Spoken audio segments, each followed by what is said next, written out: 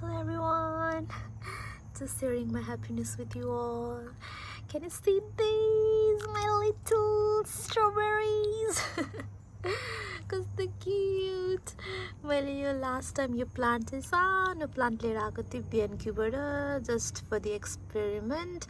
फल्छ कि फल्दैन होला भनेर, because I love strawberries a lot. अनि last year चाहिँ सानो थियो, त्यही पनि maybe मैले out of season ल्याएर होला, त्यो उयो भएन क्या, मतलब ठुलो भए थिएन. But this year हेर्नु त कति धेरै fruits everywhere. अस्ति नै flowering चाहिँ भयो थियो सबैतिर, अनि मैले अब डाउट भयो हैन whether fruit दिन्छ दिन्न भनेर. So I didn't take picture or I didn't video it. अनि यो के भन्छ after flower चाहिँ every flower मा चाहिँ जुन अब लाइक हुन्छ नि सब जहाँ फ्लावर भयो थियो नि त्यहाँनिर चाहिँ फ्रुट भयो के, कस्तो आई एम सो ह्याप्पी, कस्तो राम्रो, कस्तो क्युट.